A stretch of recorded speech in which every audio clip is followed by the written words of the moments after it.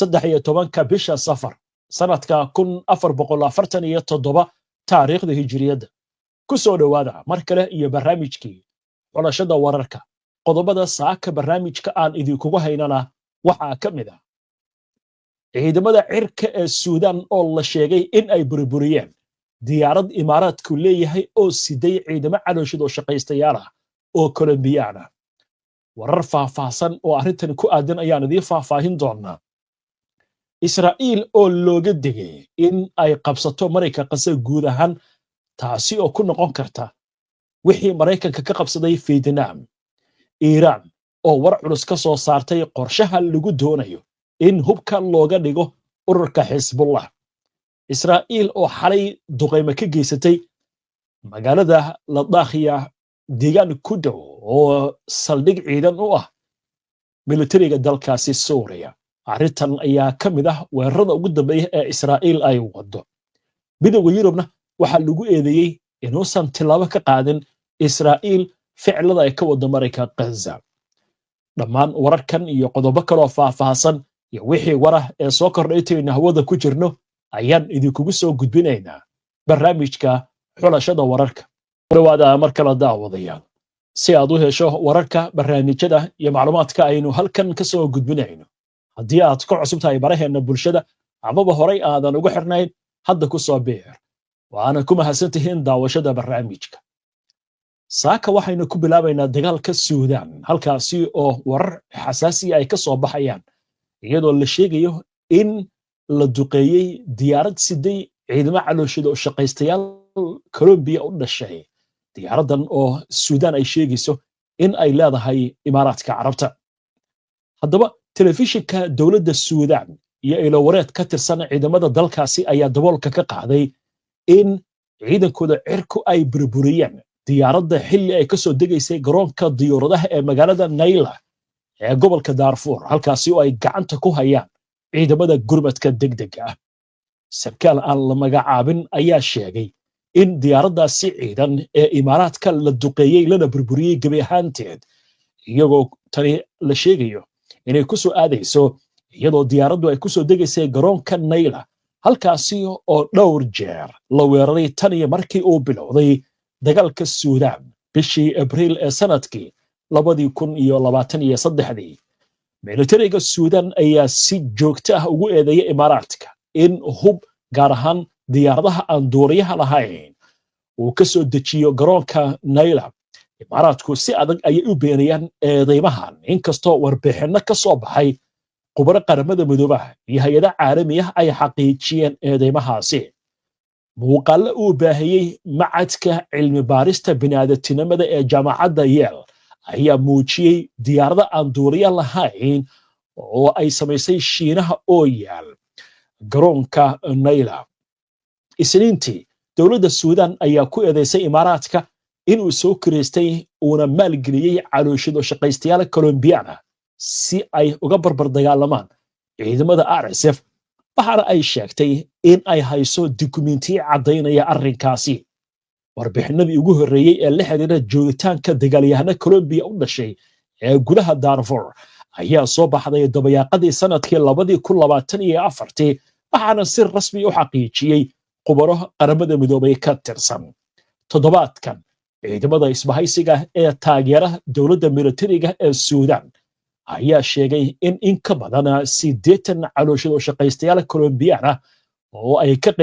oo ka qayb qaadanayay dagaal RSF ay ku soo qaaday magaalada Al-Fashir ee caasimadda dawlad goboleedka Darfur halkaasi lagu laayay isbahaysiga ayaa intaasi ku daray in tiro badan oo ka mid ah dagaalyahanadaasi Colombiyaanka lagu dilay weerarada isdaba joogga ee halkaasi ka dhacay ciidanka Suudaan ayaa sidoo kale soo bandhigay muuqaallo ay ku sheegeen inay ka turjumayaan shakhsiyaad ajnabi ah oo loo maleynaya inay yihiin calooshid shaqaystayaal Colombiyaan bishii December wasaaradda arrimaha dibadda ee dalka Colombia ayaa muujisay inay ka niyad jabsan tahay kana xun tahay in muwaadiniintoodu qaarkood ay ka qayb qaadanayaan dagaalka Suudaan calooshid shaqaystayaasha Colombiyaanka oo badankooda horay uga tirsanaa ciidamada militariga ayaa si weyn loogu adeegsadaa dagaalada caalamka waxaana imaaraadka laga diiwaan geliyey inuu horay ugu adeegsaday dagaalka Yaman iyo howlgallo kale oo ka dhacay khaliijka. waa tahay ma jiro war rasmi ah oo dowladda imaaraadka ka soo baxay oo la xiriira diyaaradan lagu burburiyey garoonka diyaaradaha ee magaalada Nayla. wixii war ah ee arrimahan ay ku soo kordha barnaamijyadeena dambe ayaan idinkugu soo gudbinaynaa haddii aan la idmo. markana aynu eegno xagga Syria, halkaasi oo lagu soo warramayo Israa'iil mar kale duqeymo in ay ka geysatay. ciidamada cirka Israa'iil ayaa xalay qaaday weerar xagga cirka oo lagu beegsaday fariisin ciidan oo ay degan yihiin cutub ka tirsan guutada 107 ee Syria, sida ay xaqiijiyeen ilo deegaanka ah iyo warbaahinta maxalliga ah. weerarka ayaa ka dhacay deegaanka miyiga ee ku dhow degmada Jablah ee gobolka Laaqiya, gaar ahaan tuulada Zamaa, halkaasi oo la rumaysan yahay in uu ku yaal baqaar hubka oo horay u adeegsan jireen ciidamadii dowladda Syria. goobjoogayaal ayaa sheegay inay maqleen qaraxyo waaweyn iyo dab xooggan oo kana kacay goobta la beegsaday. kooxo gurmada ayaa gaaray goobta si ay u damiyaan dabka, ha yeeshee lama xaqiijin khasaaraha rasmiga ee ka dhashay weerarkan. waxaana warar hordhaca ay sheegayaan inaysan jirin wax dhimasho ama dhaawac ah. kani waa weerarkii saddexaad oo Israa'iil ay ku qaado isla goobtan muddo 3 toddobaad gudahooda. ilaa hadda ma jirto war rasmi ah oo ka soo baxay dowladda Syria ama ciidamada Israa'iil oo ku aadan weerarkan. weeraradan ayaa qayb ka ah istiraatiijiyadda Israa'iil ee lagu beegsanayo saldhigyada militari ee dowladda Syria oo Israa'iil ay aaminsan tahay inay qatar ku yihiin amnigeeda. haddaba xaaladan ayaa waxaa la sheegayaa inay tahay mid walaaceeda xambaarsan, iyadoo tanina ay ku soo aadayso iyadoo kulamo ay yeesheen wasiirada arrimaha dibadda ee Syria iyo wasiirka istiraatiijiyadda ee Israa'iil.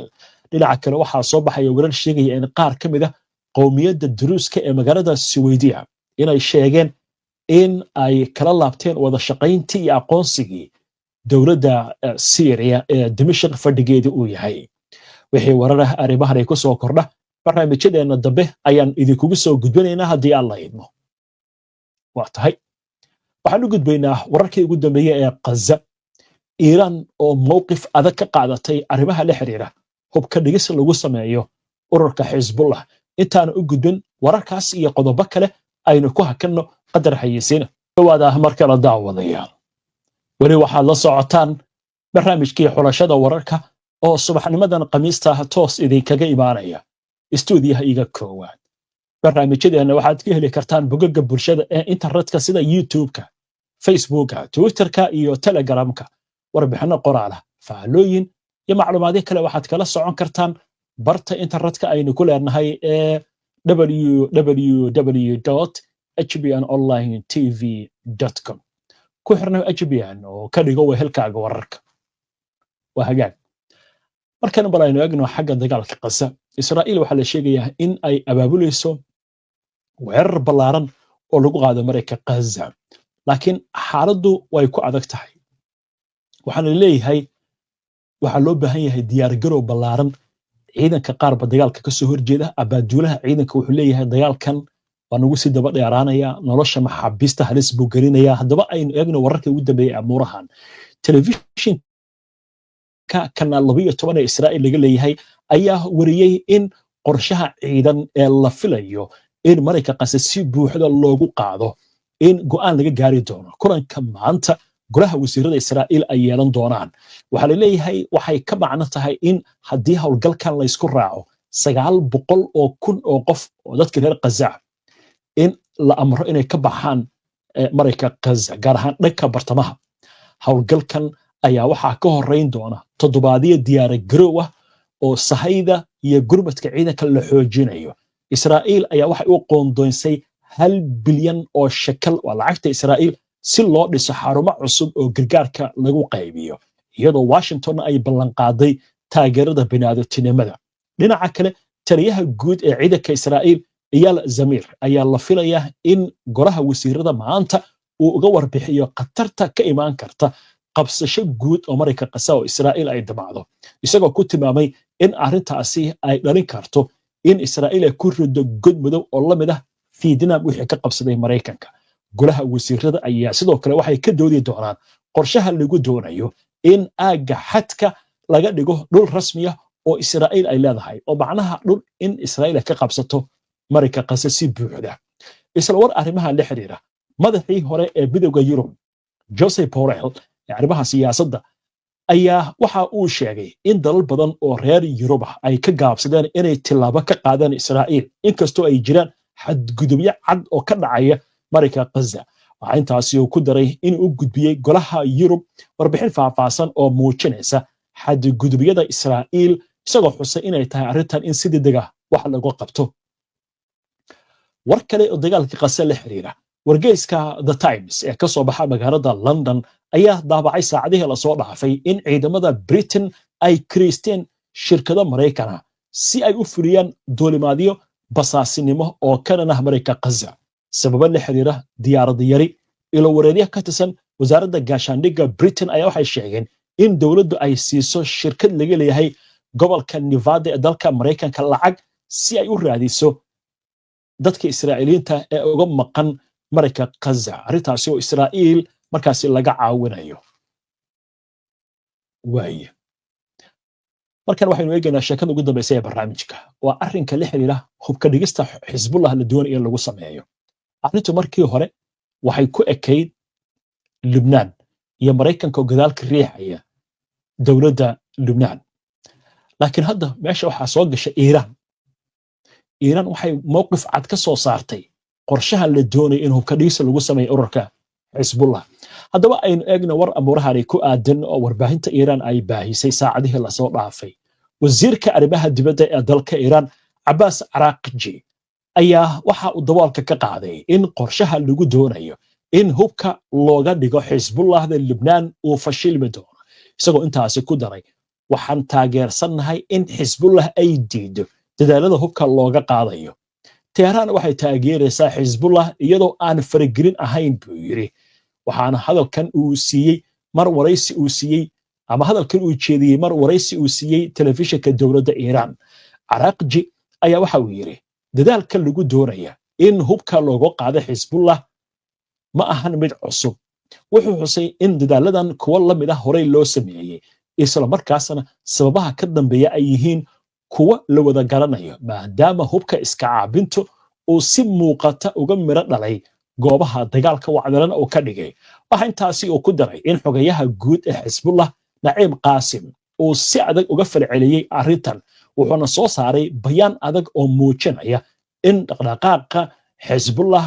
uu wadi doono cadaadiska isla markaasna aysan aqbali doonin in hubka ay dhigaan Abbas Araghchi wuxuu yiri go'aanka kama dambaysta ah iyo tallaabooyinka xiga wuxuu gacanta ugu jiraa Xisbullah Iiraan waxay taageertaa Xisbullah iyadoo aan wax faragelin ah ku sameeyeen go'aanada kooxda Xisbullah ayaa ku tilmaamtay go'aanka dawladda Lubnaan ee ah in hubka dhigis lagu sameeyo mid markaasi gacmo shisheeye ay ka dambeeyaan dawladda waddanka Lubnaan ayaa doonaysa in Xisbullah hubka laga dhigo ilaa iyo dhamaadka sanadkan waxaana Xisbullah arrintaasi ay ku tilmaamtay dambi weyn oo aan la aqbali karin bayaanka Xisbullah ayaa sidoo kale waxaa lagu eedeeyay go'aanka dawladdu inuu yahay mid ka dhashay cadaadiska Maraykanka iyo tilmaamaha ergeyga Maraykanka Tom Bragg dawladda Lubnaan ayaa waxa ay ku dhawaaqday maalinimadii Talaadadii kadib fadhi golaha wasiiradu ay yeesheen in si taariikhi ah ciidamada lagu amray inay soo diyaariyaan qorshe lagu kontroolayo hubka loogana dhigayo mid gacanta ugu jira dawladda oo kaliya waxaana la siiyey ciidamada ilaa iyo dhamaadka bishan August si loo hirgeliyo qorshaha hubka dhigista dhamaadka sanadkan xogayaha guud ee Xisbullah Naciim Qaasim ayaa horey uga digay qorshahan isagoo sheegaya in wax qorshe ah oo hub lagaga qaadayo kooxda aan la aqbali karin waxaan ugu baaqay dawladda inay samayso qorshayaal lagaga hortegayo cadaadiska iyo hanjabaadaha isla markaasna ay bixiso ilaalin rasmi ah oo ku aadan amniga waddanka waxaana uu tilmaamay inay tahay wax aan la aqbali karin in la yiraahdo hubka dhiga iska cabinta iyadoo Israa'iil la isii wado markaasi dagaalka iyo xadgudubida ay ku hayso Mareykanka ay ku hayso dalka Lubnaan waliba arrintan waxay ku soo beegmaysaa xalay ilaa iyo shalay Israa'iil waxay duqeynaysay koonfurta waddanka Lubnaan arrinta la yaab kale sida weyn falaaqeeyaasha iyo dadka reer Lubnaan uga hadlayaan waxay tahay xukuumaddii madaxweyne Joseph Aoun iyo ra'iisul wasaare Salam labaduba hadli maayaan duqeymaha iyo weerarada Israa'iil laakiin waxa u cad hubka Xisbullah xitaa Mareykanka uga ashtakoomayaan oo ma oranayaan weeraradan Israa'iil ay wado Xisbullah ayuu qeyl siinaya maxaa yeelay Xisbullah waxay leedahay Israa'iil inta ay ku jirto xadgudubida ay wado soo weeraraysa waddanka Lubnaan annagu hubkeena waa haysanaynaa waliba digniintii habeen hore uu jeediyey Naciim Qaasim waxaa ku jirtay inay gantaaladooda laga maqli doono gudaha Israa'iil waxaana soo baxay warar sheegaya Xisbullah in ay dib isku abaabulayso marka xaaladdu xaalad sahlan ma ahan Iiraanna waxay leedahay Xisbullah waa waxaan macquul ahayn in hubka laga dhigo maxaa yeelay meeshaas waxay ku weynaysaa Iiraan saamayntii ay ku lahayd gobolka ilaa Syria waa laga qabsaday oo meesha waxaa laga saaray calawiyiintii shiicada Ciraaqna dusha sare ayaa imika laga jooga oo ciidamo Mareykan ayaa jooga laakiin Lubnaan waa u muhiim iyo Xisbullah Israa'iil Iiraan waana meesha Israa'iil ay kula lolamayso waynu arki doonaa wixii arrimahaasi ku soo kordha inta ayaan ku soo gabagabeynayaa saaka barnaamijkii waana ku mahadsantihiin daawashada barnaamijka si aad ula socoto wararkan iyo barnaamijyada iyo macluumaadka aynu soo gudbino haddii aad ku cusub tahay baraheena bulshada amaba horay aadan ugu xirnayn hadda ku soo biir waa inoo barnaamijka xiga insha Allah inta ka horeysa nabadgeli Simodi oo ah suuqa ugu weyn ee dahabka ee bariga Afrika waxa uu macaamiishiisa ugu talagalay fursad cajiib ah oo mar la arag ah haddii aad dahab ka soo iibsato Simodi iyo haddii aad iska iibinayso labadaba Simodi waxay ku siinaysaa fursad qaali ah oo aad ku guuleysan karto dahab kale waana fursad soconaysa bishan iyo bisha soo socota cajiib Simodi ka iibso dahab ama iska iibi oo hel dahab kale oo aad ku guuleysanayso fursadan guuleystayaashu waxay noqon doonaan 6 qof ee ugu horeeya waxaana uu xarumo ku leeyahay Dubai iyo Hargeysa faahfaahin dheeriya waxa aad kala xiriirtaa WhatsApp-yada Hargeysa iyo Dubai ee aad ku aragto shaashada ku soo dhawow Safari Remit warkii ugu mudnaayo waliga aad maqashaan hadda ku waramaya ee kaalay u hesho Safari Remit haddii aad ku nooshahay dalka UK Safari Remit waxay ka caawinaysaa inaad lacag u dirto ehelka ku jooga geeska Afrika sida Kenya, Soomaaliya, Uganda, Djibouti, Ethiopia, Sudan, South Sudan, Tanzania iyo waliba dalka Turkiga si fudud oo qiimuhuna jaban yahay macaamiisha cusub waa khidmad la'aan 3 jeer ugu horeysa lacag diristooda isticmaalka Safari Remit waa mid aad u sahlan waxaana ka xigta inaad booqatid www.safariremit.com waxaadna ka geli kartaa laptopkaaga mobilkaaga ama iPadkaaga meel kasta oo aad joogto Safari Remit hadda adeegeeda waxay ka bilowday dalka UK mar dhowna waxa ay ku baahi doontaa dhammaan wadamada Yurub iyo waqooyiga Amerika Safari Remit rugta lacag dirista ugu fudud baahi tiraha baahi loo qabay Safari Remit